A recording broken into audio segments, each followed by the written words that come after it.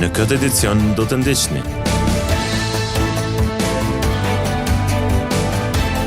Oda e avokatëve të Kosovës me reagim publik për një pajisje incizimi në zyrat e PK-s.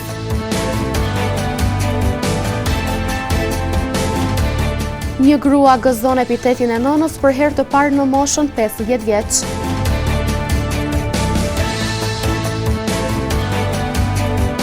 Kino Hyrje Hana son të shfaq premierën e filmit A Mouse Hunt for Christmas. Përshëndetje, po fillojmë edicionin qendror të lajmeve këtu në televizionin Syri. Oda e avokatëve të Kosovës në një reagim publik ka shfaqur shqetësim në lidhje me disa raste, ku në disa objekte të policisë së Kosovës kanë vërejtur pajisje incizimi, që në dukje ngjasojnë me kamera artizanale, të vendosura në hapësira ku zhvillohen intervistat dhe konsultat konfidenciale ndërmjet avokatëve dhe palëve. Përkundër përgjigjes së policisë së Kosovës, apelohet për kujdes nga ana e avokatëve. Kronika në vazhdim na sjell detaje shtesë në lidhje me këtë shqetësim të avokatëve.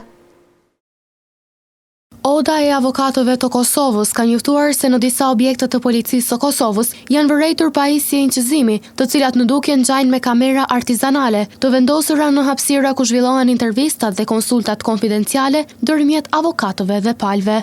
Kamera gjatë intervistës mundet me pas kur ato janë paralajmëruar, kur ka shënim që ka kamera ose njoftohen palë që tash po fillon regjistrimi dhe mundet më bo, por kamerat të mshefta nuk janë të lejuara, për arsye se edhe cënojnë parimin e privatësisë edhe na si avokatë kemi praktikë që na lihet vetëm me klientin me u konsultu.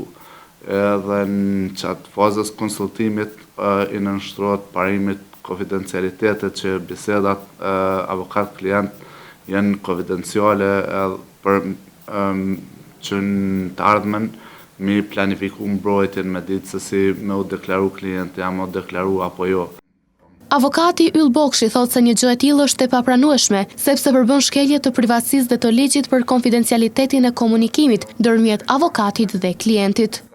Në parim me gjithë klientët kam kujdes gjatë bisedës se ato janë taktikat policisë, edhe pse janë të kundërligjshme, janë kundërshtim me kodin e procedurës penale, ligjin e avokatisë edhe kushtetutën e nimëri ligjeve tjera, por që ata mendojnë që ashtu mundohen mi kry punën e vetë, edhe pse një gjë e tillë kish me ju dështu në procedurë penale, pasi që ato prova janë të kundërligjshme dhe ato informata cilat i marrin ata në atë mënyrë janë edhe nxjerrët prova në atë mënyrë është e kundërligjshme. Ai shtoi se në policinë e Gjakovës nuk ka hasur dhe nuk ka vërejtur pajisje të tilla deri më tani. Bokshi theksoi se nëse vërtetohen raste të tilla, duhet të reagojë menjëherë Inspektorati Policor i Kosovës. Për këtë çështje ne kemi kontaktuar policinë e Gjakovës, të cilët janë shprehur se nuk posedojnë rast të tillë të raportuar. Nxënësit e shkollave të Gjakovës ju bashkuan thirrjes së organizatës Hendikos për të blerë në vlerë prej €1 një punim artizanal të punuar nga anëtarët e shoqatës Hendikos Gjakova. Ky bashkëpunim u vlerësua si një mundësi e mirë për të rritur fondet e organizatës, por në të njëjtën kohë edhe rritjen e bashkëpunimit me shkollarët, ndërkohë projekti do të vazhdojë edhe për disa ditë. Edhe këtë vit, Hendikos Gjakova ka vazhduar kampanjën Blej me zemër ndihmon një ëndër, e cila tashmë është shndruar në traditë për komunitetin.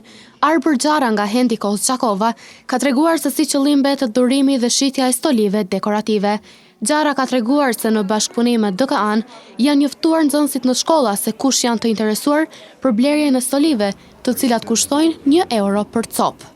Kjo është viti i dytë që Hendikos Gjakov ka ndërmarrë iniciativën kampanjën Blej me zemër ndihmon një ëndër, e cila ka për qëllim dhurimin dhe shitjen e stolive dekorative për festat e fundvitit.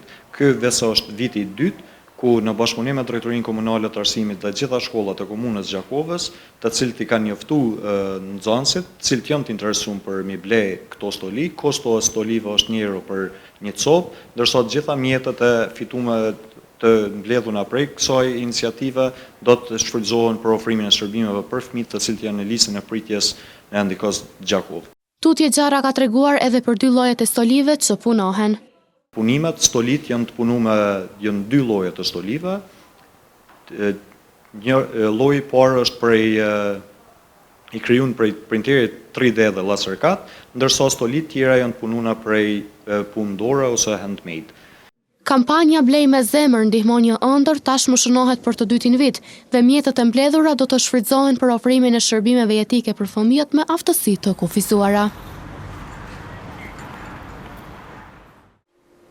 Mbetemi të organizata Hendikos dhe sjellim një tjetër kronik. Aty sot ishte një atmosferë ndryshe. Kjo pasi në kuadër të festave të fundvitit, antarët e shoqatës morën dhurata të cilat i shpërndan edhe këtë vit nga Bashkësia Ungjillore Fitoria në Gjakov. Me rastin e festave të fundvitit, Bashkësia Ungjillore Fitoria në Gjakov ka shpërndar dhurata për anëtarët të Hendikos në Gjakov. Drejtori i organizatës Blessed Food Care nga Skotlanda tha se këto janë dhuratat që çdo vit i japin me shumë dashuri.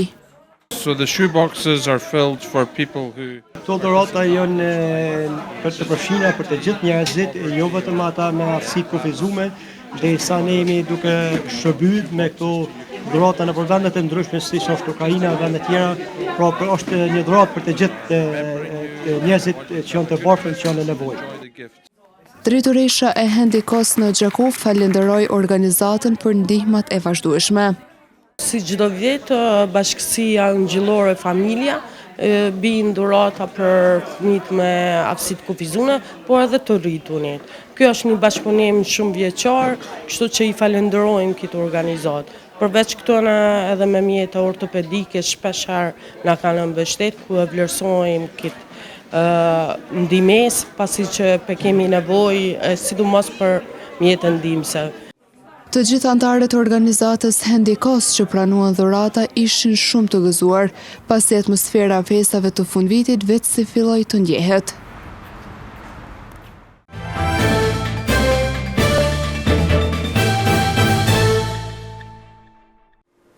Një grua e moshës 50 vjeç është bërë nën për herë të parë. Lindja është kryer në spitalin e Gjakovës dhe aktualisht foshnja dhe lehona gëzojnë shëndet të plot.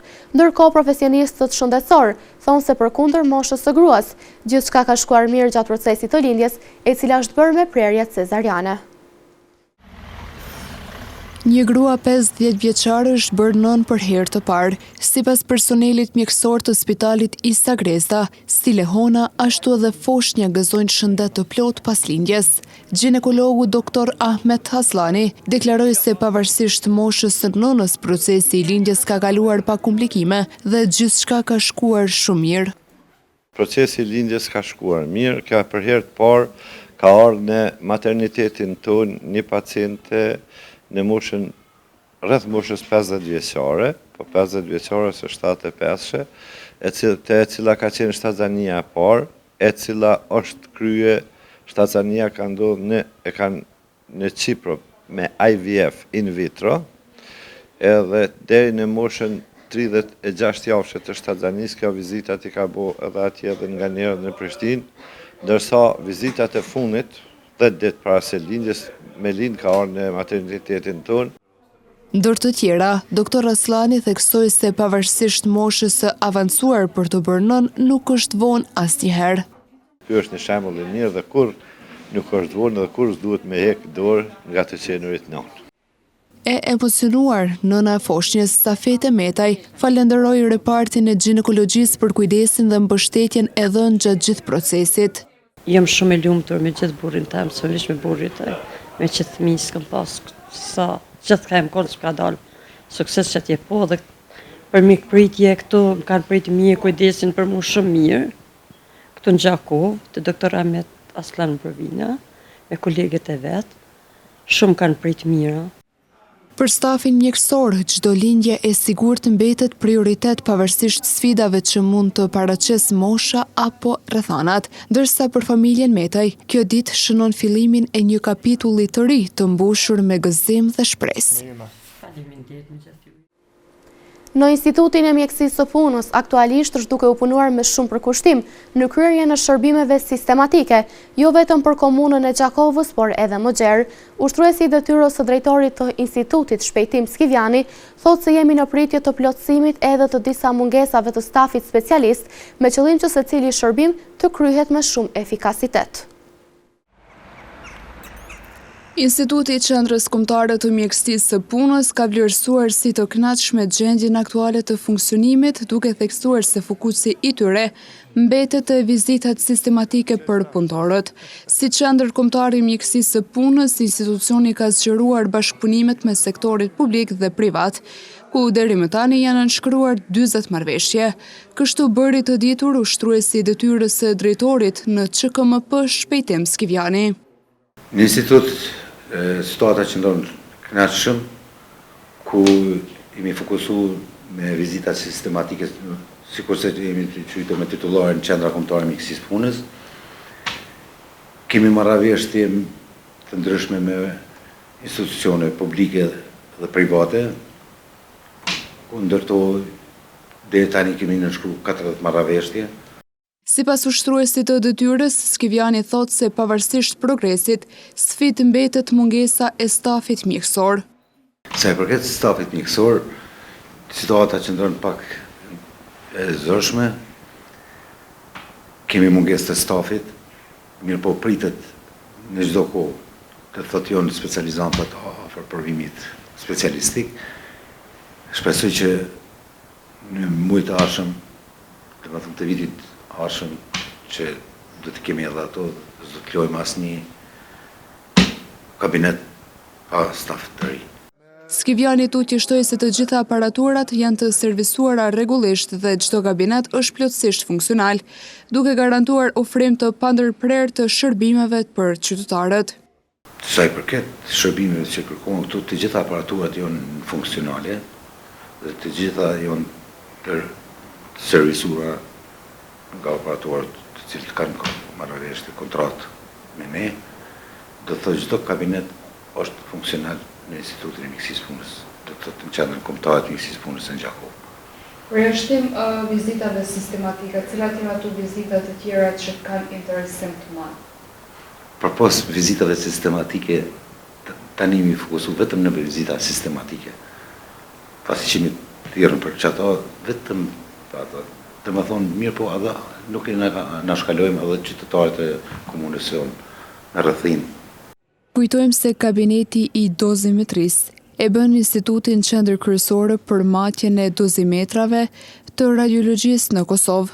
Shumë shpejt vetëm ka filluar një shërbim i ri që është duke kryer laboratori i mjekësisë së punës, ku ndërto kemi krijuar edhe komisionin për vlerësimin e rrezikut që do të fillon në QKUK së pari, shumë shpejt, javën e ardhshme më brenda që do të fillon ajo.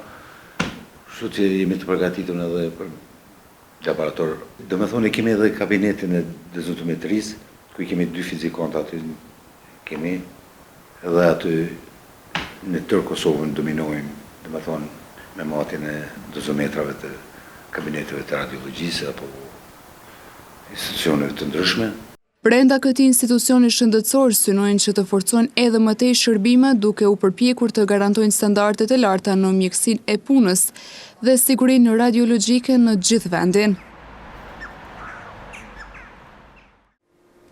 Në ambientet e shkollës së muzikës në Gjakovë, sot mbajt një aktivitet kulturor me nxënës, që synim kishte promovimin e lektyrave shkollore të shtëpisë botuese Dugagjini.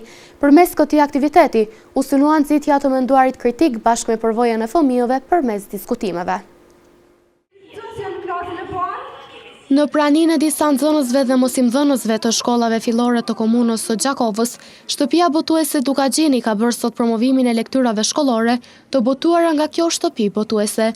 Liridona Bytyqi, redaktore në shtëpinë botuese, është shprehur se kjo javë shënon fillimin e aktiviteteve të tyre, duke vizituar sot Gjakovën.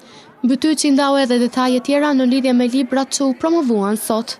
Kjo javë është veç fillimi i aktiviteteve tona. Ne sot kemi ardhur në Gjakovë, kemi disa nxënës të disa shkollave fillore të Gjakovës, me të cilët do të paraqesim lektyrat tona shkollore që ne i kemi krijuar për fëmijët nga klasa e parë deri në klasën e 5.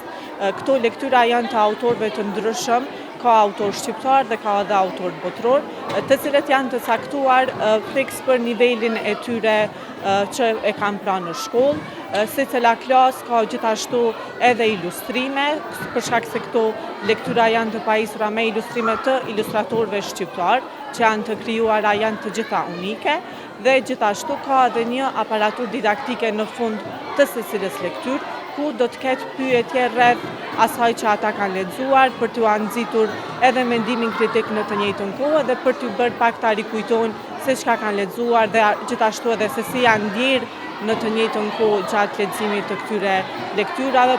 Tutje Bytyqështoi se do të vazhdojnë me aktivitete të tjera për promovimin e lektyrave.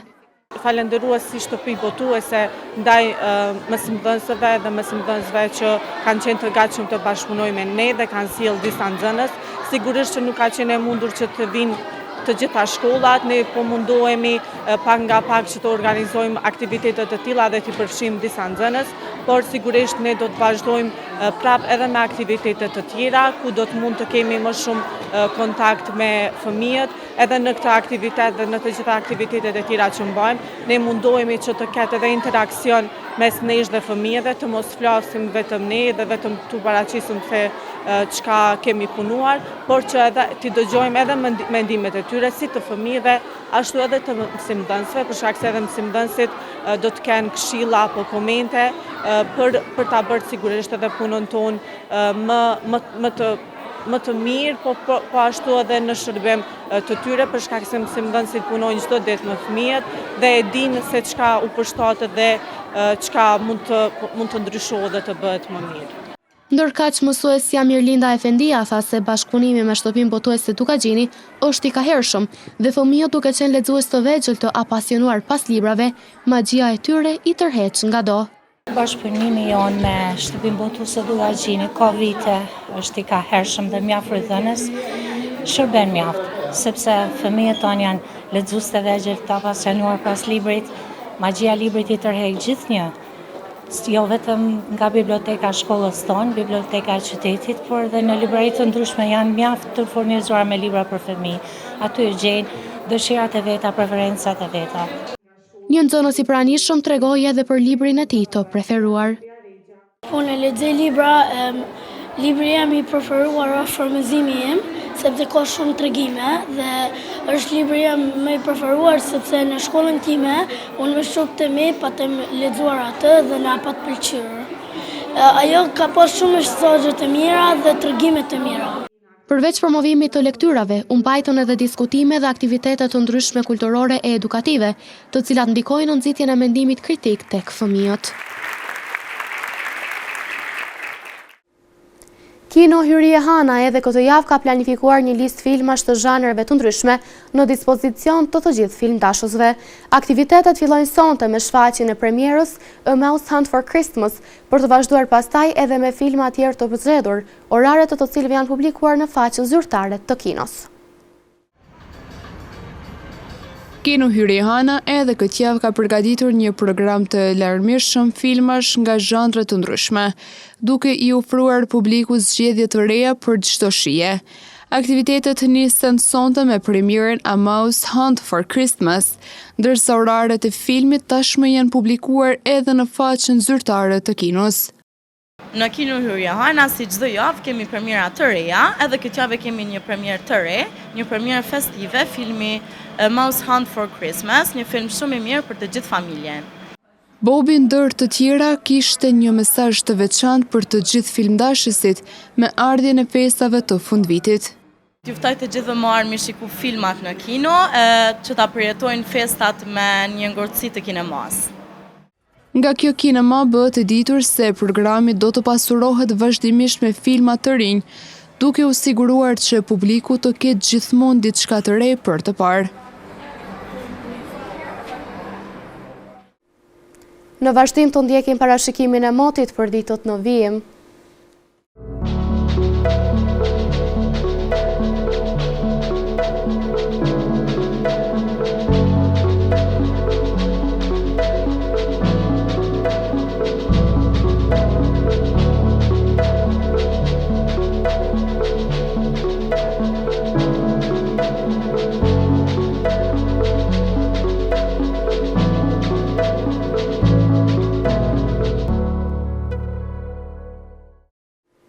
Para se të ndahemi të ndjekim edhe një herë titujt kryesor të këtij edicioni.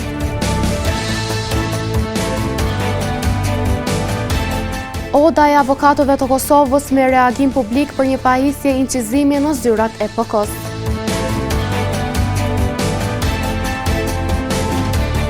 Një grua gëzon epitetin e nënës për herë të parë në moshën 50 vjeç.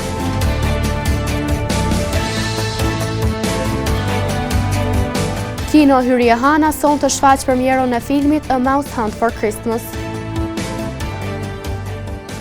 Këtu merr fund ky edicion qendror i lajmeve. Ju mund të vazhdoni të na ndiqni në televizionin Syri, si dhe në rrjetet tona sociale. Mirupafshim.